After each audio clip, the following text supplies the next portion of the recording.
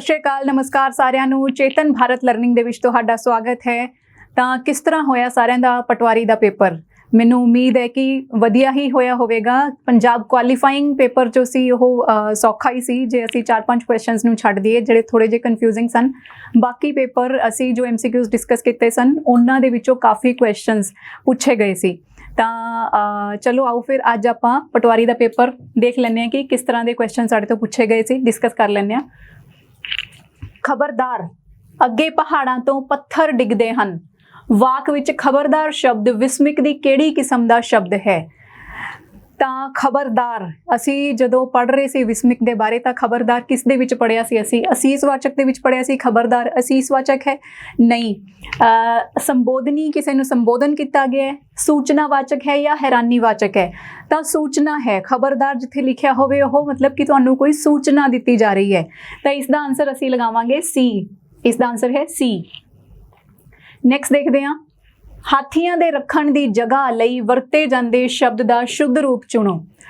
ਇਹ ਕੁਐਸਚਨ ਥੋੜਾ ਜਿਹਾ ਸਾਡੇ ਕੋਲ ਕਨਫਿਊਜ਼ਿੰਗ ਸੀ। ਫੀਲਖਾਨਾ ਸ਼ਬਦ ਹਾਥੀਆਂ ਦੇ ਰੱਖਣ ਦੀ ਜਗ੍ਹਾ ਉਸਨੂੰ ਕਿਹਾ ਜਾਂਦਾ ਹੈ, ਠੀਕ ਹੈ। ਤਾਂ ਉਸਨੂੰ ਲਿਖਣਾ ਕਿਵੇਂ ਹੈ ਇਹ ਸਾਨੂੰ ਸ਼ੁੱਧ ਰੂਪ ਜੋ ਹੈ ਇਸ ਦੇ ਵਿੱਚ ਪੁੱਛਿਆ ਗਿਆ ਹੈ। ਤਾਂ ਫੀਲਖਾਨਾ ਸਾਡੇ ਹਿਸਾਬ ਦੇ ਨਾਲ ਇਹ ਬੀ ਆਪਸ਼ਨ ਆਣੀ ਚਾਹੀਦੀ ਹੈ। ਬੀ ਆਪਸ਼ਨ, ਫੱਫੇ ਦੇ ਪੈਰ ਬਿੰਦੀ, ਬਿਹਾਰੀ ਲੱਲਾ ਤੇ ਖਾਨਾ, ਫੀਲਖਾਨਾ, ਰਾਈਟ। ਤਾਂ ਦੇਖਦੇ ਹਾਂ ਕਿ ਇਸ ਦਾ ਆਨਸਰ ਕੀ ਦਿੱਤਾ ਜਾਂਦਾ ਹੈ। ਨੈਕਸਟ ਹੈ ਸ਼ੁੱਧ ਵਾਕ ਚੁਣੋ। ਪੀਂਘਾਂ ਝੂਟ ਰਹੀਆਂ ਕੁੜੀਆਂ ਹਨ। ਦੇਖੋ ਇਹ ਪੀਂਘਾਂ ਝੂਟ ਰਹੀਆਂ ਕੁੜੀਆਂ ਹਨ, ਸਾਨੂੰ ਪਹਿਲਾ ਆਪਸ਼ਨ ਦਿੱਤਾ ਗਿਆ। ਦੂਸਰਾ ਹੈ ਪੀਂਘਾਂ ਰਹੀਆਂ ਕੁੜੀਆਂ ਹਨ ਝੂਟ। ਪੜ੍ਹਨਾ ਹੀ ਕਿੰਨਾ ਮੁਸ਼ਕਿਲ ਲੱਗ ਰਿਹਾ ਹੈ। ਕੁੜੀਆਂ ਪੀਂਘਾਂ ਝੂਟ ਰਹੀਆਂ ਹਨ ਝੂਟ ਕੁੜੀਆਂ ਪੀਂਘਾਂ। ਜੇ ਮਤਲਬ ਅਰੇਂਜਮੈਂਟ ਸਹੀ ਨਹੀਂ ਹੈ, ਤਰਤੀਬ ਸਹੀ ਨਹੀਂ ਹੈ ਤਾਂ ਉਸਨੂੰ ਪੜ੍ਹਨਾ ਹੀ ਕਿੰਨਾ ਸਾਨੂੰ ਔਖਾ ਲੱਗਦਾ ਹੈ। ਜਦੋਂ ਅਸੀਂ ਵਾਕ ਦੇ ਬਾਰੇ ਗੱਲ ਕਰ ਰਹੇ ਸੀ, ਵਾਕਾਂ ਦੇ ਜਦੋਂ ਅਸੀਂ ਇਹ ਕੁਐਸਚਨਸ ਕੀਤੇ ਸੀ ਤਾਂ ਅਸੀਂ ਕੀਤਾ ਸੀ ਕਿ ਪਹਿਲਾਂ ਕਰਤਾ, ਫਿਰ ਕਰਮ, ਫਿਰ ਕਿਰਿਆ ਵਾਕ ਦੇ ਵਿੱਚ ਲਿਖਦੇ ਹਾਂ ਅਸੀਂ। ਤਾਂ ਪਹਿਲਾਂ ਕੁੜੀਆਂ ਆਏਗਾ, ਫਿਰ ਕਰਮ। ਕੁੜੀਆਂ ਜੇ ਸਾਡੇ ਕੋਲ ਸਿਰਫ ਕਿਰਿਆ ਹੁੰਦਾ ਤੇ ਕੁੜੀਆਂ ਝੂਟ ਰਹੀਆਂ ਹਨ, ਤਾਂ ਝੂਟ ਰਹੀਆਂ ਕੀ ਹੈ? ਕਿਰਿਆ, ਠੀਕ ਹੈ। ਤਾਂ ਸਾਨੂੰ ਕਰਮ ਵੀ ਦਿੱਤਾ ਹੋਇਆ ਕਿ ਕੁੜੀਆਂ ਪੀਂਘਾਂ ਝੂਟ ਰਹੀਆਂ ਹਨ, ਤਾਂ ਕਰਤਾ ਕਰਮ ਕਿਰਿਆ। ਇਸ ਦੇ ਨਾਲ ਮਤਲਬ ਸਾਡਾ ਕਦੇ ਵੀ ਕੁਐਸਚਨ ਇਹ ਗਲਤ ਨਹੀਂ ਹੋਏਗਾ, ਤਾਂ ਸਾਡਾ ਆਨਸਰ ਬਣ ਜਾਂਦਾ ਹੈ ਸੀ, ਰਾਈਟ। ਨੈਕਸਟ ਹੈ ਸਹੀ ਸ਼ਬਦ ਜੋੜ ਚੁਣੋ। ਉਪਲਬਧ, ਉਪਲਬਧ ਸ਼ਬਦ ਨੂੰ ਲਿਖਣ ਦੀ ਸਹੀ ਲਿਖਣ ਦੀ ਕੋਸ਼ਿਸ਼ ਕੀਤੀ ਜਾ ਰਹੀ ਹੈ। ਉਪਲਬਧ, ਉਪਲਬਧ। ਦੇਖੋ ਉਪਲਬਧ ਜੋ ਸ਼ਬਦ ਹੈ ਇਹ ਉਪਲਬਧ ਨਹੀਂ ਹੈ, ਊੜੇ ਦੇ ਉੱਪਰ ਮਤਲਬ ਅਸੀਂ ਦਬਾਅ ਨਹੀਂ ਹੈ। ਉਪਲਬਧ, ਉਪਲਬਧ ਜਾਂ ਉਪਲਬਧ। ਤਾਂ ਉਪਲਬਧ ਇਹ ਲਿਖਿਆ ਹੋਇਆ ਹੈ, ਉਪਲਬਧ ਬੱਬੇ ਦੇ ਉੱਤੇ ਅੱਧਕ ਲਗਾਈ ਹੋਈ ਹੈ, ਤਾਂ ਇਹ ਵੀ ਸਾਡਾ ਗਲਤ ਹੈ, ਗਲਤ ਹੈ, ਇਹ ਵੀ ਗਲਤ ਹੈ। ਤਾਂ ਉਪਲਬਧ ਡੀ ਆਪਸ਼ਨ ਜੋ ਹੈ ਸਾਡਾ ਇਹ ਸਹੀ ਰੂਪ ਹੈ ਉਪਲਬਧ ਦਾ, ਤਾਂ ਅਸੀਂ ਆਨਸਰ ਲਗਾਵਾਂਗੇ ਇਸ ਦਾ ਡੀ। ਨੈਕਸਟ ਹੈ ਹੇਠ ਲਿਖਿਆਂ ਵਿੱਚੋਂ ਕਿਹੜਾ ਪੰਜਾਬੀ ਸ਼ਬਦ ਸਟੇਟ ਆਫਿਸਰ ਦੇ ਅਰਥਾਂ ਨੂੰ ਪ੍ਰਗਟਾਉਂਦਾ ਹੈ? State officer. ਹੁਣ ਸਟੇਟ ਜੋ ਸ਼ਬਦ ਹੈ, ਸਟੇਟ, ਇਸ ਦਾ ਮੀਨਿੰਗ ਹੁੰਦਾ ਹੈ ਮਿਲਕ। ਇਹ ਤੁਸੀਂ ਧਿਆਨ ਦੇ ਵਿੱਚ ਰੱਖਣਾ ਹੈ। ਅੱਗੇ ਵਾਲੇ ਜੋ ਤੁਹਾਡੇ ਪੇਪਰ ਹੋਣਗੇ, ਐਗਜ਼ਾਮਸ ਹੋਣਗੇ, ਜੋ ਤੁਹਾਨੂੰ ਇੱਥੇ ਕਨਫਿਊਜ਼ਿੰਗ ਲੱਗਣ, ਕੁਐਸਚਨਸ ਥੋੜ੍ਹੇ ਜਿਹੇ ਔਖੇ ਲੱਗਣ, ਉਹਨਾਂ ਨੂੰ ਆਪਣੇ ਕੋਲ ਨੋਟ ਕਰਕੇ ਤੁਸੀਂ ਜ਼ਰੂਰ ਰੱਖ ਲੈਣਾ।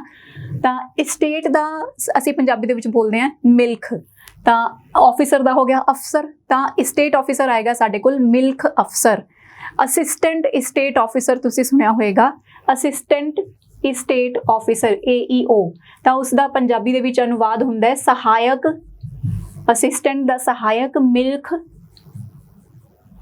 ਅਫਸਰ, ਰਾਈਟ। ਤਾਂ ਆਨਸਰ ਆਏਗਾ ਸਾਡਾ A, ਠੀਕ ਹੈ ਜੀ। ਨੈਕਸਟ ਹੈ ਨਜ਼ਰਸਾਨੀ ਜਾਂ ਸਮੀਖਿਆ ਲਈ ਅੰਗਰੇਜ਼ੀ ਦਾ ਕਿਹੜਾ ਸ਼ਬਦ ਢੁਕਵਾਂ ਹੈ? ਹੁਣ ਨਜ਼ਰਸਾਨੀ ਜਾਂ ਸਮੀਖਿਆ। ਸਮੀਖਿਆ ਕੀ ਹੁੰਦੀ ਹੈ ਕਿ ਇੱਕ ਵਾਰ ਅਸੀਂ ਕਹਿੰਦੇ ਹਾਂ ਕਿ ਅਸੀਂ ਕੋਈ ਕੰਮ ਕਰ ਚੁੱਕੇ ਹਾਂ, ਦੁਬਾਰਾ ਉਸਨੂੰ ਚੈੱਕ ਕਰਨਾ ਹੋਵੇ, ਰੀਚੈਕ ਜਦੋਂ ਅਸੀਂ ਕਰਨ ਦੇਖਦੇ ਹਾਂ ਕਿ ਕੋਈ ਗਲਤੀ ਤਾਂ ਨਹੀਂ ਹੈ, ਅਸੀਂ ਦੁਬਾਰਾ ਟੈਲੀ ਕਰ ਲਈਏ, ਤਾਂ ਉਹ ਹੁੰਦੇ ਰਿਵਿਊ ਕਰਨਾ। ਤਾਂ ਰਿਵਿਊ ਕਰਨਾ ਮਤਲਬ ਸਮੀਖਿਆ ਕਰਨੀ, ਹਿੰਦੀ ਦੇ ਵਿੱਚ ਇਸ ਨੂੰ ਸਮੀਖਿਆ ਕਹਿੰਦੇ ਨੇ।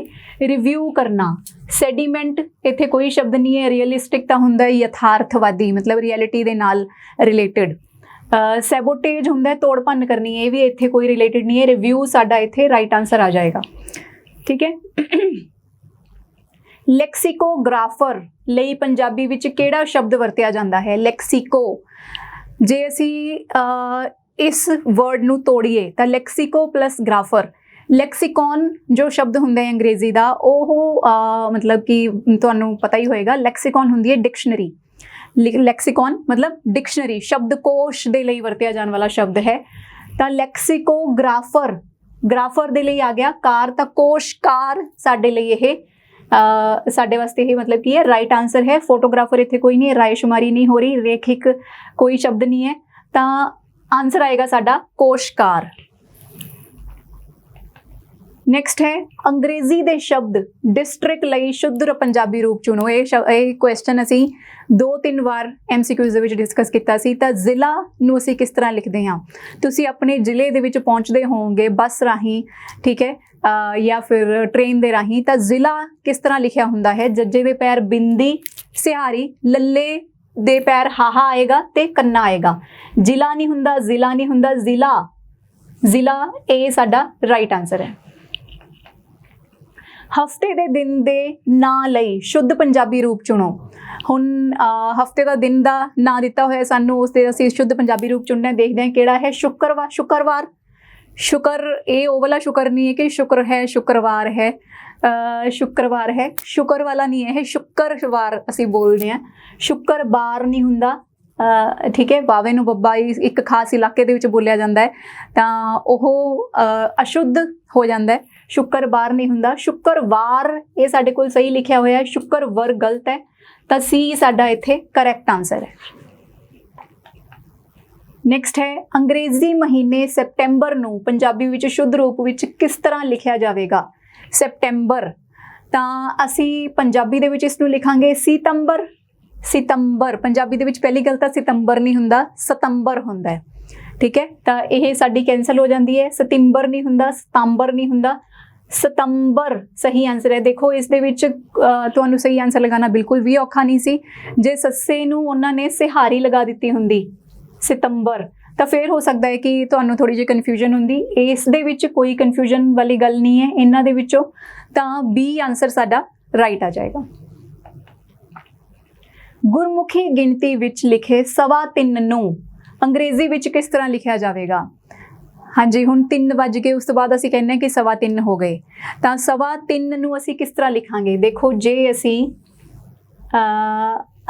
ਮਤਲਬ ਕਲੌਕ ਨੂੰ 4 ਪਾਰਟਸ ਦੇ ਵਿੱਚ ਡਿਵਾਈਡ ਕਰੀਏ ਤਾਂ ਸਾਨੂੰ ਇਹ ਪਤਾ ਹੈ, ਮੈਥਸ ਇੰਨਾ ਤਾਂ ਅਸੀਂ ਪੜ੍ਹਿਆ ਹੀ ਹੈ, 10th ਤੱਕ ਤਾਂ ਪੜ੍ਹਿਆ ਹੀ ਹੈ, ਤਾਂ ਇਹ ਜੋ ਇੰਨਾ ਪਾਰਟ ਹੁੰਦਾ ਹੈ, ਦਿਸ ਇਜ਼ ਕੁਆਟਰ, ਠੀਕ ਹੈ, 12 3 6 9, ਦਿਸ ਇਜ਼ ਕੁਆਟਰ। ਮਤਲਬ ਕੁਆਟਰ ਕੀ ਹੁੰਦਾ ਹੈ? 1/4 ਭਾਗ। 1 ਤੋਂ ਲੈ ਕੇ 12 ਦਾ ਆਪਣਾ ਪੂਰਾ ਸਰਕਲ ਹੁੰਦਾ ਹੈ ਕਲੌਕ ਦੇ ਵਿੱਚ, ਤੇ ਜੇ ਆਪਾਂ ਇਦਾਂ ਮਤਲਬ ਹਾਂਜੀ, ਇਹ ਪੂਰਾ ਸਰਕਲ ਹੋ ਗਿਆ, ਇਹ ਹੋ ਗਿਆ 360, ਠੀਕ ਹੈ। ਤਾਂ ਆਪਾਂ ਜੇ ਇੰਨਾ ਪਾਰਟ ਲਈਏ, ਸੌਰੀ, ਇੰਨਾ ਜੇ ਆਪਾਂ ਪਾਰਟ ਲੈਂਦੇ ਹਾਂ 12 ਤੋਂ ਲੈ ਕੇ ਮਤਲਬ 3 ਤੱਕ, ਤਾਂ ਇਹ ਕੀ ਹੋ ਜਾਂਦਾ ਸਾਡਾ? 1 ਕੁਆਟਰ, 1/4 ਭਾਗ, ਠੀਕ ਹੈ। ਹੁਣ ਜੇ ਆਪਾਂ 12 ਤੋਂ ਇੱਥੇ ਆ ਜਾਈਏ, ਮਤਲਬ ਇੰਨਾ ਪਾਰਟ ਲੈ ਲਈਏ, ਤਾਂ ਇਹ ਹਾਫ ਹੋ ਗਿਆ ਪੂਰੇ ਸਰਕਲ ਦਾ, ਤਾਂ ਉਹ ਹੋ ਜਾਏਗਾ ਸਾਡੇ ਕੋਲ, ਮਤਲਬ 1/4 ਇਹ ਹੈ, 1/4 ਇਹ ਹੈ, ਤਾਂ 1/4 ਪਲੱਸ 1/4 ਕਿੰਨਾ ਹੋ ਜਾਂਦਾ ਸਾਡੇ ਕੋਲ? 1/2। ਤਾਂ ਹੁਣ ਕੀ ਹੈ ਸਾਡੇ ਕੋਲ? 3.25 ਅਸੀਂ ਵਜਾਉਣੇ ਆ, ਮਤਲਬ 3 ਕੰਪਲੀਟ ਹੋ ਚੁੱਕੇ ਆ, ਉਹਨੂੰ ਤਾਂ ਛੱਡ ਹੀ ਦਿਓ। ਉਸ ਤੋਂ ਬਾਅਦ 3.25 ਵਜਾਉਣੇ ਆ, ਮਤਲਬ ਜੋ ਮਿੰਟਾਂ ਵਾਲੀ ਸੂਈ ਹੈ ਉਹ ਸਾਡੇ ਕੋਲ ਇੱਥੇ ਹੈ, ਮਤਲਬ ਇੰਨਾ ਉਸਨੇ ਕਵਰ ਕਰ ਲਿਆ ਏਰੀਆ, ਠੀਕ ਹੈ। 3.25 ਮਤਲਬ 15 ਮਿੰਟ ਹੋਏ ਨੇ, ਤਾਂ 15 ਮਿੰਟ ਕਿਸ ਤਰ੍ਹਾਂ ਹੁੰਦੇ ਨੇ? ਮਤਲਬ 1/4 ਭਾਗ ਹੈ, 1/4 ਨੂੰ ਅਸੀਂ ਬੋਲਦੇ ਹਾਂ ਕੁਆਟਰ, ਤਾਂ 3.25 ਇਹ ਸਾਡਾ ਰਾਈਟ ਆਂਸਰ ਹੈ। 3.5 ਕੁਛ ਨਹੀਂ ਬਣਦਾ, 3.5 ਤਾਂ ਮਤਲਬ ਕਿ 3.5 ਨੂੰ ਅਸੀਂ 3.5 ਵੈਸੇ ਹੀ ਨਹੀਂ ਬੋਲਦੇ, ਤਾਂ 3.75 ਲੈਸ ਦੈਨ 3, ਤਾਂ 3.25 ਸਾਡੇ ਕੋਲ 3.25 ਆਏਗਾ, ਠੀਕ ਹੈ। ਅੰਕ 5/3/4 ਨੂੰ ਗੁਰਮੁਖੀ ਗਿਣਤੀ ਵਿੱਚ ਕਿਸ ਤਰ੍ਹਾਂ ਲਿਖਿਆ ਜਾਵੇਗਾ? ਹੁਣ 5/3/4, ਹੁਣ ਇਹਦੇ ਵਿੱਚੋਂ ਹੀ ਅਸੀਂ ਦੇਖ ਲੈਂਦੇ ਹਾਂ ਕਿ 3/4, 5 ਤਾਂ ਕੰਪਲੀਟ ਨੇ, ਉਸ ਤੋਂ ਬਾਅਦ ਵਾਲਾ ਜੋ ਅੰਕ ਹੈ ਸਾਡੇ ਕੋਲ ਉਹ ਕੀ ਹੈ? ਉਸ ਤੋਂ ਬਾਅਦ ਵਾਲਾ ਨੰਬਰ ਦਾ 3/4 ਹਿੱਸਾ ਹੀ ਅਸੀਂ ਲੈਣਾ ਹੈ, ਠੀਕ ਹੈ। ਤਾਂ ਪਹਿਲਾ ਮਤਲਬ ਕਿ 5 ਕੰਪਲੀਟ ਹੋ ਚੁੱਕੇ ਨੇ, ਉਸ ਤੋਂ ਬਾਅਦ ਜਦੋਂ ਸ਼ੁਰੂ ਹੁੰਦਾ ਹੈ ਤਾਂ ਪਹਿਲਾਂ 1/4 ਹੋਇਆ, फिर इत्थे आके 2/4 हो गया, फिर 3/4 हो गया, मतलब असी इन्ना कवर कर चुके हैं, ये असी कवर कर चुके हैं 3/4।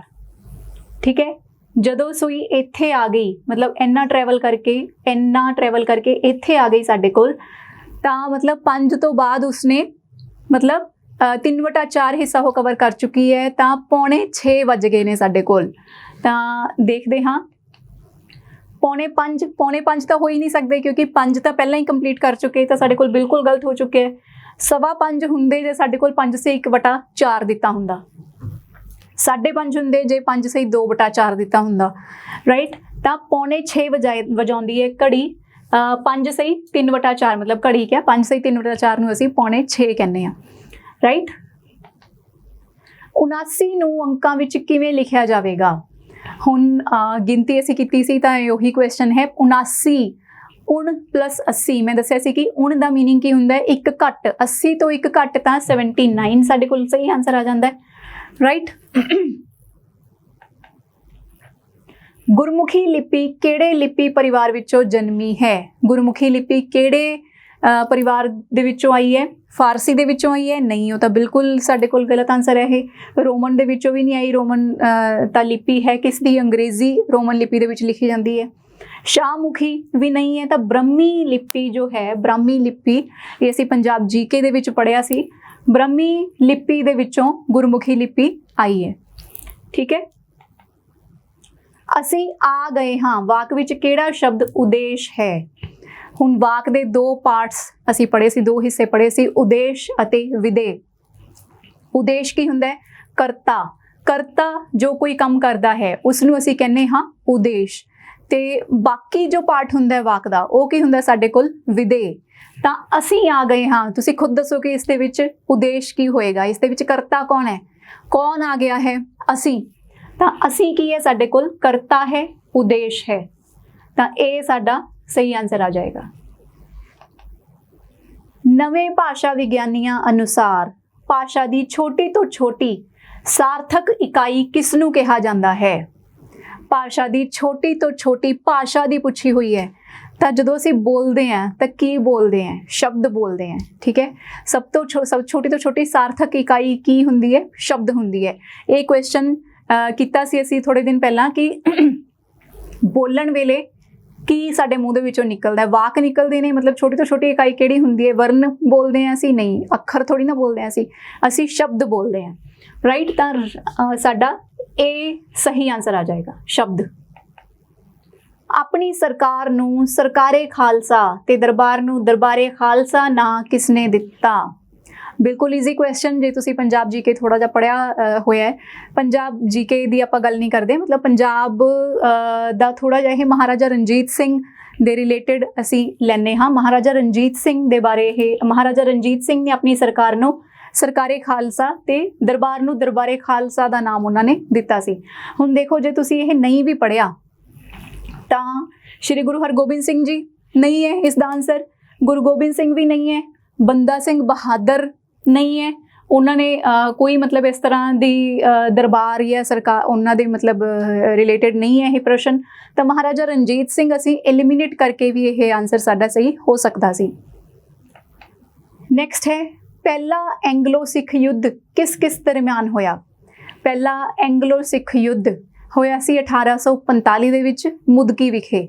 तां किस किस दे विचकार होया सी? सिख राज अते अंग्रेजां विचकार, बंदा बहादुर ते मुगलां विचकार, महाराजा रणजीत सिंह अते मुगलां विचकार, श्री गुरु गोबिंद सिंह जी अते मुगलां दे विचकार। जे असीं प्रश्न नूं सही तरह नाल पढ़ीए, पहला एंग्लो सिख युद्ध, प्रश्न आप ही तुहानूं जवाब दे रहा, आप ही तुहानूं आंसर भी दे रहा है। एंग्लो मतलब अंग्रेज, सिख मतलब सिख, तां इस दे विच कोई अंग्रेज नहीं है, इस दे विच कोई अंग्रेज नहीं है, इस दे विच कोई अंग्रेज नहीं है। आंसर साडा बन जांदा है ए, राइट। पंजाबी कुड़ियां दी हरमन प्यारी लोक खेड केड़ी है? तां लोक खेडां ते क्वेश्चन पूछा गया है। पंजाबी कुड़ियां दी लोक खेड पूछी गई है कौली, गलास, थाल, बाल्टी। तां इत्थे साडे कोल आंसर आउंदा है थाल। थाल की खेड हुंदी है कि लड़कियां दी खेड है, कुड़ियां दी। इस दे विच धरती ते एक गोल चक्कर बना लिया जाता है, मतलब जमीन ते गोल चक्कर वाह लिया जाता है, ਤੇ ਉਸ ਤੋਂ ਬਾਅਦ ਮਤਲਬ ਇਹ ਇੱਕ ਧਾਗਿਆਂ ਦੀ ਬਣੀ ਹੋਈ ਗੇਂਦ ਦੇ ਨਾਲ ਖੇਲੀ ਜਾਂਦੀ ਹੈ। ਇਹ ਜੋ ਹੁੰਦਾ ਹੈ ਥਾਲ, ਠੀਕ ਹੈ। ਥਾਲ ਸ਼ਬਦ ਸ਼ਾਇਦ ਮਤਲਬ ਤਾਲ ਜੋ ਸ਼ਬਦ ਹੁੰਦਾ ਹੈ ਤਾਲ, ਉਸ ਤੋਂ ਸ਼ਾਇਦ ਆਇਆ ਹੋਵੇਗਾ ਇਹ ਥਾਲ ਸ਼ਬਦ, ਜੋ ਮਤਲਬ ਮੰਨੀ ਜਾਂਦੀ ਹੈ ਗੱਲ। ਇਸ ਨੂੰ ਖੇਡਣ ਵੇਲੇ ਕੁੜੀਆਂ ਗੀਤ ਗਾਉਂਦੀਆਂ ਨੇ, ਮਤਲਬ ਜੋ ਕੁੜੀ ਮਤਲਬ ਜਿਸ ਦੀ ਵਾਰੀ ਹੁੰਦੀ ਹੈ ਉਹ ਗੀਤ ਗਾਉਂਦੀਆਂ ਨੇ, ਠੀਕ ਹੈ। ਜਿਸ ਤਰ੍ਹਾਂ ਤੁਸੀਂ ਛੋਟੇ ਹੁੰਦੇ ਹੋਏ ਜੇ ਪੰਜਾਬ ਦੇ ਵਿੱਚ ਖੇਲੇ ਹੋ, ਮੈਨੂੰ ਉਮੀਦ ਹੈ ਕਿ ਖੇਲੇ ਹੀ ਹੋਏ ਹੋਵੋਗੇ, ਤਾਂ ਪਹਿਲਾਂ ਅਸੀਂ ਪੁੱਗਦੇ ਹੁੰਦੇ ਸੀ, ਇਸ ਤਰ੍ਹਾਂ ਮਤਲਬ ਇੱਦਾਂ ਪੁੱਗਦੇ ਹੁੰਦੇ ਸੀ।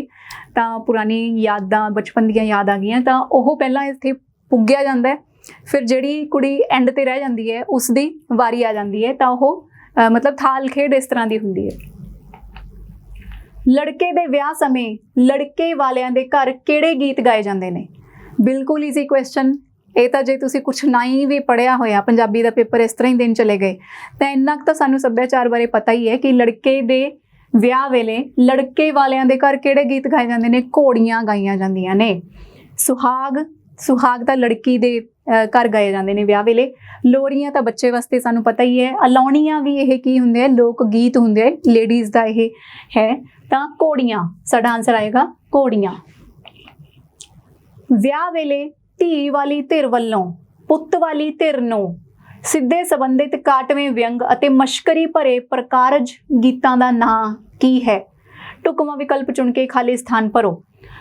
ਧੀ ਵਾਲੀ ਧਿਰ ਵੱਲੋਂ ਮਤਲਬ ਕੁੜੀ ਵਾਲਿਆਂ ਵੱਲੋਂ ਮੁੰਡੇ ਵਾਲਿਆਂ ਨੂੰ ਕਾਟਵੇਂ ਵਿਅੰਗ ਜਿਹੜੇ ਬੋਲੇ ਜਾਂਦੇ ਹੈ। ਜਦੋਂ ਅਸੀਂ ਬਹੁਤੇ ਸ਼ਬਦਾਂ ਦੀ ਥਾਂ ਇੱਕ ਸ਼ਬਦ ਪੜ੍ਹ ਰਹੇ ਸੀ ਤਾਂ ਸਿੱਠਣੀਆਂ ਅਸੀਂ ਸ਼ਬਦ ਪੜ੍ਹਿਆ ਸੀ ਕਿ ਵਿਆਹ ਵੇਲੇ ਜੋ ਹਾਸਾ ਮਖੌਲ ਹੁੰਦਾ ਹੈ, ਮਤਲਬ ਇੱਕ ਦੂਸਰੇ ਨੂੰ ਵਿਅੰਗ ਕੀਤਾ ਜਾਂਦਾ ਹੈ ਦੋਹਾਂ ਧਿਰਾਂ ਵੱਲੋਂ, ਤਾਂ ਉਸਨੂੰ ਸਿੱਠਣੀਆਂ ਅਸੀਂ ਕਹਿੰਦੇ ਹਾਂ, ਸਿੱਠਣੀਆਂ। ਢੋਲਾ ਮਾਈਆ ਇਹ ਲੋਕ ਗੀਤਾਂ ਦੇ ਟਾਈਪਸ ਨੇ। ਲੋਰੀਆਂ ਤਾਂ ਸਿੱਠਣੀਆਂ ਸਾਡਾ ਇਸ ਦੇ ਵਿੱਚ ਸਹੀ ਆਨਸਰ ਹੈ। ਨੈਕਸਟ ਹੈ, ਹੇਠ ਲਿਖੀਆਂ ਖੇਡਾਂ ਵਿੱਚੋਂ ਕਿਹੜੀ ਪੰਜਾਬ ਦੀ ਪੁਰਾਤਨ ਲੋਕ ਖੇਡ ਹੈ? ਹੁਣ ਦੱਸੋ, ਇੱਥੇ ਕੁਝ ਪੜ੍ਹਨ ਦੀ ਜ਼ਰੂਰਤ ਸੀ ਤੁਹਾਨੂੰ ਇਸ ਕੁਐਸਚਨ ਦੇ ਵਿੱਚ? ਕ੍ਰਿਕਟ, ਬਾਕਸਿੰਗ, ਬੈਡਮਿੰਟਨ ਤਾਂ ਕਬੱਡੀ ਸਾਡਾ ਪੰਜਾਬ ਦਾ ਪੁਰਾਤਨ ਇਹ ਲੋਕ ਖੇਡ ਹੈ ਸਾਡੀ, ਤਾਂ ਡੀ ਆਨਸਰ ਹੈ। ਗੁਰੂ ਲਾਦੋ ਰੇ ਸਾਖੀ ਦਾ ਸੰਬੰਧ ਕਿਸ ਗੁਰੂ ਸਾਹਿਬਾਨ ਨਾਲ ਹੈ? ਮੈਨੂੰ ਲੱਗਦਾ ਹੈ ਕਿ ਅਸੀਂ ਹੀ ਜਦੋਂ MCQs ਕੀਤੇ ਸੀ ਤਾਂ 3-4 ਵਾਰ ਇਸ ਨੂੰ ਡਿਸਕਸ ਕੀਤਾ ਹੋਣਾ ਹੈ। ਗੁਰੂ ਲਾਦਾ ਰੇ ਮੱਖਣ ਸ਼ਾਹ ਲੁਬਾਣਾ ਜੀ ਦਾ ਕਥਨ ਸੀ।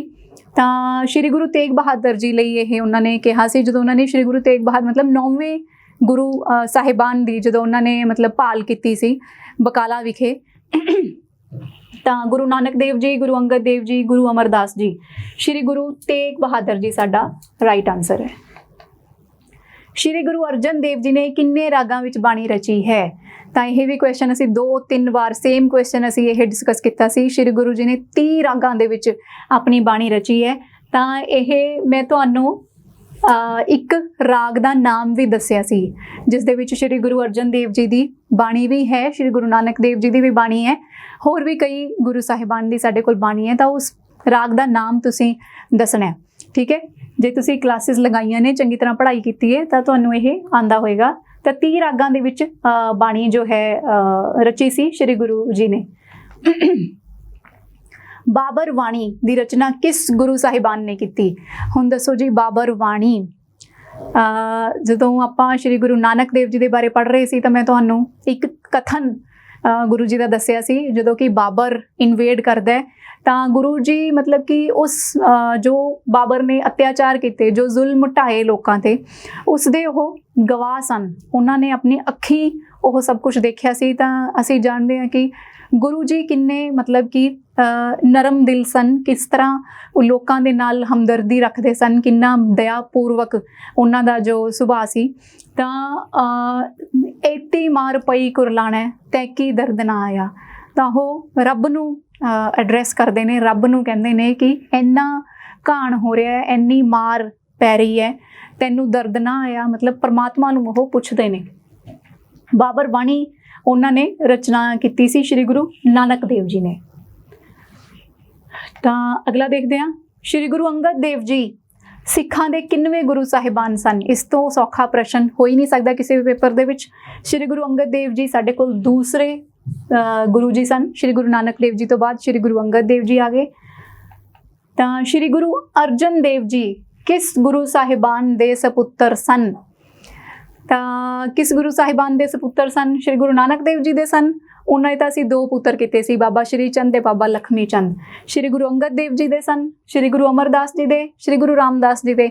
ਸ਼੍ਰੀ ਗੁਰੂ ਜੀ 5ਵੇਂ ਗੁਰੂ ਸਨ। ਤਾਂ ਅਸੀਂ ਪੜ੍ਹਿਆ ਸੀ ਕਿ ਸ਼੍ਰੀ ਗੁਰੂ ਰਾਮਦਾਸ ਜੀ ਨੇ ਆਪਣੇ ਪੁੱਤਰ ਨੂੰ ਗੱਦੀ ਦਿੱਤੀ ਸੀ ਗੁਰੂ ਅਰਜਨ ਦੇਵ ਜੀ ਨੂੰ। ਤਾਂ ਸ਼੍ਰੀ ਗੁਰੂ ਰਾਮਦਾਸ ਜੀ, ਬਿਲਕੁਲ ਈਜ਼ੀ ਪ੍ਰਸ਼ਨ ਸੀ ਇਹ, ਕੋਈ ਗਲਤ ਕਰਨ ਦੀ ਇਸ ਦੇ ਵਿੱਚ ਗੁੰਜਾਇਸ਼ ਹੈ ਹੀ ਨਹੀਂ ਸੀ। ਤਾਂ ਡੀ ਸਾਡਾ ਆਨਸਰ ਹੈ। ਸ਼੍ਰੀ ਗੁਰੂ ਤੇਗ ਬਹਾਦਰ ਜੀ ਨੂੰ ਕਿਸ ਸਥਾਨ ਤੇ ਸ਼ਹੀਦ ਕੀਤਾ ਗਿਆ? ਦੇਖੋ, ਗੁਰੂ ਸਾਹਿਬਾਨ ਦੇ ਨਾਲ ਰਿਲੇਟਡ ਜੋ ਵੀ ਪ੍ਰਸ਼ਨ ਸਨ ਉਹ ਬਿਲਕੁਲ ਈਜ਼ੀ ਹੀ ਪੁੱਛੇ ਗਏ। ਤਾਂ ਇਹ ਸਾਡੇ ਲਈ ਬਹੁਤ ਵਧੀਆ ਰਿਹਾ ਇਸ ਪੇਪਰ ਦੇ ਵਿੱਚ। ਕਿਸ ਸਥਾਨ ਤੇ 9ਵੇਂ ਗੁਰੂ ਸ਼੍ਰੀ ਗੁਰੂ ਤੇਗ ਬਹਾਦਰ ਜੀ ਨੂੰ ਸ਼ਹੀਦ ਕੀਤਾ ਗਿਆ ਸੀ? ਚਾਂਦਨੀ ਚੌਂਕ, ਦਿੱਲੀ ਵਿਖੇ। ਠੀਕ ਹੈ। ਨੈਕਸਟ ਹੈ ਜ਼ਫਰਨਾਮਾ ਦੀ ਰਚਨਾ ਕਿਸਨੇ ਕੀਤੀ ਸੀ? ਜ਼ਫਰਨਾਮਾ ਦੀ ਰਚਨਾ ਕੀਤੀ ਸੀ ਸਾਡੇ 10ਵੇਂ ਗੁਰੂ ਸਾਹਿਬਾਨ ਸ਼੍ਰੀ ਗੁਰੂ ਗੋਬਿੰਦ ਸਿੰਘ ਜੀ। ਠੀਕ ਹੈ। ਤਾਂ ਸ਼੍ਰੀ ਗੁਰੂ ਗੋਬਿੰਦ ਸਿੰਘ ਜੀ ਨੇ ਭਾਈ ਮਨੀ ਸਿੰਘ ਪਾਸੋਂ ਸ਼੍ਰੀ ਗੁਰੂ ਗ੍ਰੰਥ ਸਾਹਿਬ ਜੀ ਦਾ ਨਵਾਂ ਉਤਾਰਾ ਕਿਸ ਅਸਥਾਨ ਤੇ ਕਰਵਾਇਆ? ਤਾਂ ਹਾਂਜੀ, ਕਿਸ ਸਥਾਨ ਤੇ ਕਰਵਾਇਆ ਸੀ? ਸ਼੍ਰੀ ਅਨੰਦਪੁਰ ਸਾਹਿਬ ਵਿਖੇ, ਸਾਬੋ ਕੀ ਤਲਵੰਡੀ, ਖਿਦਰਾਣੇ ਦੀ ਢਾਬ ਜਾਂ ਚਮਕੌਰ ਸਾਹਿਬ? ਤਾਂ ਤਲਵੰਡੀ ਸਾਬੋ, ਸਾਬੋ ਦੀ ਤਲਵੰਡੀ, ਬੀ ਆਨਸਰ ਸਾਡਾ ਇਸ ਦੇ ਵਿੱਚ ਰਾਈਟ ਆਨਸਰ ਆਏਗਾ। ਗੁਰੂ ਜੀ ਨੇ ਗੁਰੂ ਗ੍ਰੰਥ ਸਾਹਿਬ ਜੀ ਦਾ ਜੋ ਉਤਾਰਾ ਸੀ ਉਹ ਕਿੱਥੇ ਕਰਵਾਇਆ ਸੀ? ਤਲਵੰਡੀ ਸਾਬੋ। ਹੇਠ ਲਿਖਿਆਂ ਵਿੱਚੋਂ ਕਿਹੜਾ ਸ਼ਬਦ ਵੱਡੀ ਤੱਕੜੀ ਦਾ ਸਮਾਨਾਰਥਕ ਸ਼ਬਦ ਹੈ? ਜੇ ਤੁਸੀਂ ਪੰਜਾਬ ਦੇ ਵਿੱਚ ਵਿਚਰੇ ਹੋ, ਪੰਜਾਬ ਦੇ ਮਤਲਬ ਕਿ ਇਲਾਕੇ ਦੇ ਕਿਸੇ ਇਲਾਕੇ ਦੇ ਵਿੱਚ ਰਹੇ ਹੋ, ਤਾਂ ਤੁਹਾਨੂੰ ਬਹੁਤ ਘੱਟ ਉਮੀਦ ਹੈ, ਬਹੁਤ ਘੱਟ ਚਾਂਸਸ ਨੇ ਕਿ ਇਹ ਪ੍ਰਸ਼ਨ ਦਾ ਆਨਸਰ ਤੁਹਾਨੂੰ ਨਾ ਪਤਾ ਹੋਵੇ। ਤਾਂ ਵੱਡੀ ਤੱਕੜੀ ਜਿਹੜੀ ਹੁੰਦੀ ਹੈ ਉਹ ਹੁੰਦਾ ਸਾਡੇ ਕੋਲ ਕੰਡਾ। ਤਾਂ ਬਹੁਤਿਆਂ ਨੇ ਦੇਖਿਆ ਵੀ ਹੋਏਗਾ, ਮੈਨੂੰ ਉਮੀਦ ਹੈ। ਕੰਡੇ ਤੇ ਮਤਲਬ ਕਿ ਤੋਲਿਆ ਜਾਂਦਾ ਹੈ। ਤਾਂ ਵੱਡੀ ਤੱਕੜੀ ਦਾ ਸਮਾਨਾਰਥਕ ਸ਼ਬਦ ਆ ਜਾਂਦਾ ਸਾਡੇ ਕੋਲ ਕੰਡਾ। ਤਾਂ ਭਾਰੀ ਚੀਜ਼ਾਂ ਜੋ ਹੁੰਦੀਆਂ ਨੇ ਉਹ ਕੰਡੇ ਤੇ ਤੋਲੀਆਂ ਜਾਂਦੀਆਂ ਨੇ। ਹੇਠ ਲਿਖਿਆਂ ਵਿੱਚੋਂ ਸਹੀ ਵਿਰੋਧੀ ਸ਼ਬਦ ਜੋੜਾ ਚੁਣੋ। ਬਹੁਤ ਹੀ ਈਜ਼ੀ ਪ੍ਰਸ਼ਨ।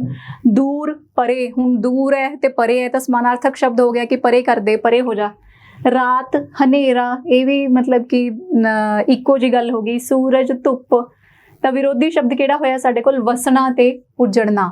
ਉਹ ਵਸ ਗਏ, ਦੂਸਰੇ ਉਜੜ ਗਏ। ਹੇਠ ਲਿਖਿਆਂ ਵਿੱਚੋਂ ਕਿਹੜਾ ਸ਼ਬਦ ਪ੍ਰਤੱਖ ਦਾ ਸਮਾਨਾਰਥਕ ਹੈ? ਪ੍ਰਤੱਖ ਹੁੰਦਾ ਹੈ ਸਾਹਮਣੇ ਜੋ ਚੀਜ਼ ਦਿਖ ਰਹੀ ਹੈ। ਜਿਸ ਤਰ੍ਹਾਂ ਅਸੀਂ ਪੜ੍ਹਿਆ ਸੀ ਕਿ ਪ੍ਰਤੱਖ ਨੂੰ ਪ੍ਰਮਾਣ ਦੀ ਲੋੜ ਨਹੀਂ ਹੁੰਦੀ। ਪ੍ਰਤੱਖ ਇਹ ਕਿਸ ਮੁਹਾਵਰੇ ਜਾਂ ਅਖਾਣ ਦਾ ਮਤਲਬ ਹੈ? ਪ੍ਰਤੱਖ ਨੂੰ ਪ੍ਰਮਾਣ ਦੀ ਲੋੜ ਨਹੀਂ ਹੁੰਦੀ।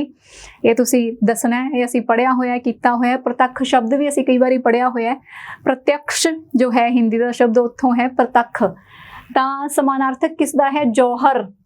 ਉਹਨਾਂ ਨੇ ਲੜਾਈ ਦੇ ਵਿੱਚ ਬਹੁਤ ਜੌਹਰ ਦਿਖਾਏ। ਤਾਂ ਜੌਹਰ ਦਾ ਸ਼ਬਦ ਅਰਥ ਜੋ ਹੁੰਦਾ ਹੈ ਉਹ ਹੁੰਦਾ ਹੈ ਮਤਲਬ ਬਹਾਦਰੀ ਦੇ ਨਾਲ ਰਿਲੇਟਡ ਅਸੀਂ ਲੈ ਸਕਦੇ ਹਾਂ। ਜ਼ਾਹਰ, ਜ਼ਾਹਦ, ਜਾਹਲ। ਤਾਂ ਜ਼ਾਹਰ, ਉਸਨੇ ਆਪਣੇ ਦਿਲ ਦੀ ਗੱਲ ਜ਼ਾਹਰ ਨਹੀਂ ਕੀਤੀ। ਜ਼ਾਹਰ ਮਤਲਬ ਸਾਹਮਣੇ ਨਹੀਂ ਆਉਣ ਦਿੱਤੀ। ਜ਼ਾਹਰ ਮਤਲਬ ਸਾਹਮਣੇ ਆਉਣਾ। ਠੀਕ ਹੈ, ਪ੍ਰਕਟ ਕਰਨਾ। ਤਾਂ ਸਮਾਨਾਰਥਕ ਸਾਡੇ ਕੋਲ ਆ ਜਾਏਗਾ ਜ਼ਾਹਰ। ਹੇਠ ਦਿੱਤੇ ਵਿਕਲਪਾਂ ਵਿੱਚੋਂ ਮੁਹਾਵਰਾ ਹੱਦ ਮੁਕਾ ਦੇਣਾ ਲਈ ਢੁਕਵਾਂ ਅਰਥ ਚੁਣੋ। ਹੱਦ ਮੁਕਾ ਦੇਣਾ, ਉਸਨੇ ਤਾਂ ਹੱਦ ਮੁਕਾਤੀ। ਹੱਦ ਮੁਕਾਣਾ ਮਤਲਬ ਕਮਾਲ ਕਰ ਦੇਣਾ। ਠੀਕ ਹੈ, ਮਤਲਬ ਹੱਦ ਹੀ ਕਰਤੀ, ਕਮਾਲ ਕਰਨਾ। ਜਦੋਂ ਕੋਈ ਬਹੁਤ ਵਧੀਆ ਕੰਮ ਕਰਦਾ ਹੈ, ਮਤਲਬ ਜੋ ਸਾਨੂੰ ਐਕਸਪੈਕਟਡ ਨਾ ਹੋਵੇ, ਅਸੀਂ ਕਹਿੰਦੇ ਤੂੰ ਤਾਂ ਹੱਦ ਹੀ ਕਰਤੀ, ਹੱਦ ਮੁਕਾ ਦਿੱਤੀ। ਤਾਂ ਕਮਾਲ ਕਰ ਦੇਣਾ। ਨਖਰਾ ਕਰਨਾ ਜਾਂ ਘ੍ਰਿਣਾ ਕਰਨਾ ਅਰਥਾਂ ਨੂੰ ਸਪਸ਼ਟ ਕਰਨ ਲਈ ਹੇਠ ਦਿੱਤਿਆਂ ਵਿੱਚੋਂ ਕਿਹੜਾ ਮੁਹਾਵਰਾ ਵਰਤਿਆ ਜਾਵੇਗਾ? ਨਖਰਾ ਕਰਨਾ, ਨਾਸਾਂ ਵਿੱਚ ਧੂੰ ਦੇਣਾ, ਨਾਸਾਂ ਚਾੜਨਾ, ਨੱਕ ਰੱਖਣਾ ਜਾਂ ਨੱਕ ਰਗੜਨਾ। ਤਾਂ ਨਾਸਾਂ ਚਾੜਨਾ ਜਾਂ ਨੱਕ ਚਾੜਨਾ। ਅਸੀਂ ਕਹਿੰਦੇ ਹਾਂ ਕਿ ਹਰੇਕ ਗੱਲ ਤੇ ਉਹੀ ਨੱਕ, ਇਹਨੂੰ ਕੁਛ ਦਿਓ ਤਾਂ ਨੱਕ ਚੜਾ ਲੈਂਦਾ, ਨੱਕ ਚਾੜ ਲੈਂਦਾ, ਮਤਲਬ ਨਖਰਾ ਕਰਦਾ ਹੈ। ਤਾਂ ਬੀ ਸਾਡਾ ਆਨਸਰ ਆਏਗਾ। ਹੇਠ ਦਿੱਤੇ ਵਿਕਲਪਾਂ ਵਿੱਚੋਂ ਮੁਹਾਵਰਾ ਥੱਪਾ ਮਾਰ ਕੇ ਬੈਠਣਾ ਲਈ ਕਿਹੜਾ ਅਰਥ ਸਹੀ ਹੋਵੇਗਾ? ਥੱਪਾ ਮਾਰ ਕੇ ਬੈਠਣਾ ਮਤਲਬ ਕਿ ਅਸੀਂ ਕਹਿੰਦੇ ਥੱਪਾ ਮਾਰ ਕੇ ਬੈਠਣਾ ਮਤਲਬ जम के बैठ जाना, उठना ही नहीं, ठीक है, मतलब उत्थे परमानेंट आपदा डेरा ला लेना। ਅਸੀਂ ਕਹਿੰਦੇ हैं कि हिलन का ना ही ना लेना, तीर निशाने ते बैठना, हिलन का ना लेना, कुट कुटापा करना, ए ते सी दोवें, ए ਅਤੇ ਸੀ ਦੋਵੇਂ ਦਾ ਆ ਹੀ ਨਹੀਂ ਸਕਦੇ, ਉਹਦਾ ਮੀਨਿੰਗ ਹੋਰ ਹੈ, ਤੀਰ ਨਿਸ਼ਾਨੇ ਤੇ ਬੈਠਣਾ, ਉਹਦਾ ਕੁੱਟ ਕੁਟਾਪਾ ਕਰਨਾ। ਤਾਂ ਇਹ ਤਿੰਨੋਂ ਆਨਸਰ ਸਾਡੀਆਂ ਉਹ ਐਲੀਮੀਨੇਟ ਹੋ ਗਏ। ਹਿੱਲਣ ਦਾ ਨਾ ਲੈਣਾ, ਥੱਪਾ ਹੀ ਮਾਰ ਕੇ ਬੈਠ ਜਾਣਾ। ਅਖਾਣ ਦੋਹੀ ਡੂਮੀ ਢੱਡ ਨਹੀਂ ਵੱਜਦੀ ਕਿਹੜੇ ਮੌਕੇ ਵਰਤਿਆ ਜਾਂਦਾ ਹੈ? ਹੁਣ ਢੱਡ ਕੀ ਹੁੰਦੀ ਹੈ? ਢੱਡ ਹੁੰਦੀ ਹੈ, ਢੱਡ ਅਸੀਂ ਪੜ੍ਹਿਆ ਸੀ ਕਿ ਇੱਕ मतलब लोक साज है पंजाबी दे विच, वजदी सरंगी किते ढड्ड वजदी, ये पंजाबी गाणिਆਂ ਦੇ ਵਿੱਚ ਤੁਸੀਂ ਸੁਣਿਆ ਹੋਵੇਗਾ। ਤਾਂ ਉਦੋਂ ਜਦੋਂ ਕੋਈ ਫੋਕੀ ਛੂੰ ਛਾਂ ਤੇ ਸਫੈਦ ਪੋਸ਼ੀ ਕਰ ਦੱਸੇ ਦੋਹੀ ਡੂਮੀ ਢੱਡ ਨਹੀਂ ਵੱਜਦੀ, ਇਹ ਕਿੱਥੇ ਅਸੀਂ ਵਰਤਦੇ ਹਾਂ? ਉਦੋਂ ਜਦੋਂ ਮਤਲਬ ਕੋਈ ਸ਼ੋਅ ਆਫ ਕਰ ਰਿਹਾ, ਫੋਕੀ ਛੂੰ ਛਾਂ ਮਾਰ ਰਿਹਾ, ਉਦੋਂ ਜਦੋਂ ਇਹ ਦੱਸਣਾ ਹੋਵੇ ਕਿ ਗਰਜ਼ਮੰਦ ਹਰ ਮਾਮਲੇ ਨੂੰ ਆਪਣੀ ਗਰਜ਼ ਦੀ ਐਨਕ ਵਿੱਚੋਂ ਵੇਖਦਾ ਹੈ। कि जो ये दसना होवे कि जिसनू लोड़ होवे, मतलब वो हमेशा अपनी लोड़ वास्ते ही देखदा सारा कुछ। उदों जदों एक सियाणे आदमी दे करन वाले काम ते दो बंदे ला दिते जान ते काम चौड़ हो जाए, मतलब काम करना सी एक सियाणे बंदे ने, उत्थे लगाता दो अनाड़ी बंदियां नूं जिन्हां नूं ओह काम आउंदा नहीं ते काम खराब हो गया।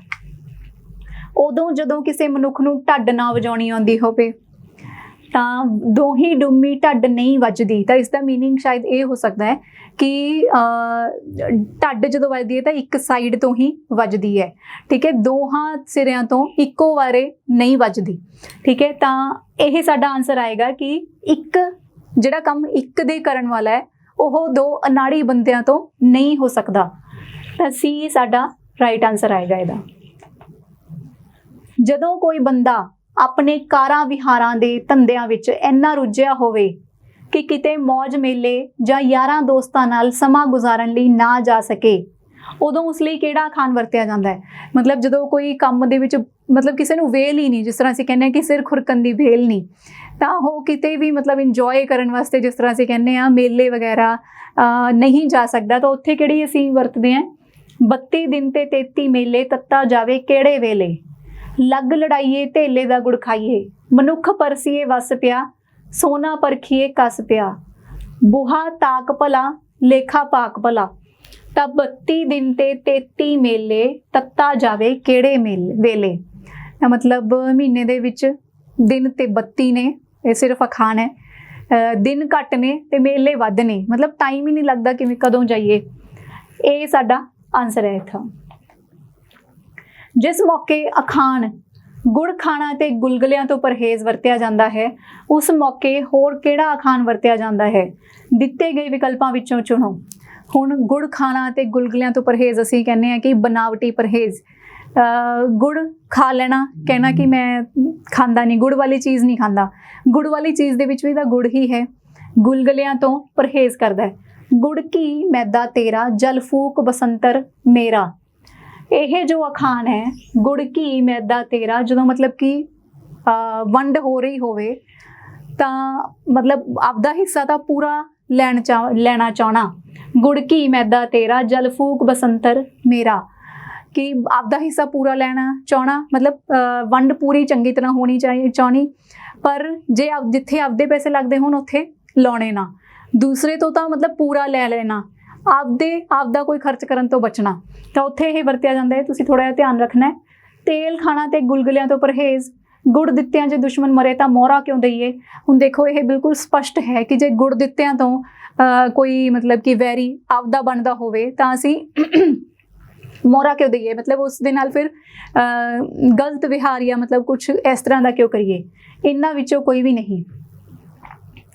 ਦੇਖੋ ਗੁੜ ਖਾਣਾ ਤੇ ਗੁਲਗੁਲਿਆਂ ਤੋਂ ਪਰਹੇਜ਼, बनावटी परहेज जो है इन्हां दे विचों कोई भी नहीं सही आंसर लग रहा है, यही होना चाहिए डी आंसर। तेल खाना ते गुलगुलियां तो परहेज ये तो बिल्कुल भी नहीं, शायद ये मुहावरा या खान कोई है ही नहीं, तो साडा आंसर इसका मोस्ट प्रोबेबली साडे कोल डी आना चाहिए है, डी, इन्हां विचों कोई भी नहीं, राइट।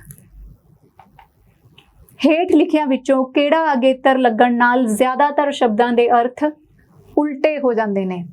तो उल्टे किवें हो जाते हैं? बे, बा, देखो बा जो शब्द है असीं कहने बा इज्जत, बा इज्जत शब्द मतलब इज्जत दे नाल, बाइज्जत बरी मतलब इज्जत सहित उसनू बरी किया जाए, बाइज्जत।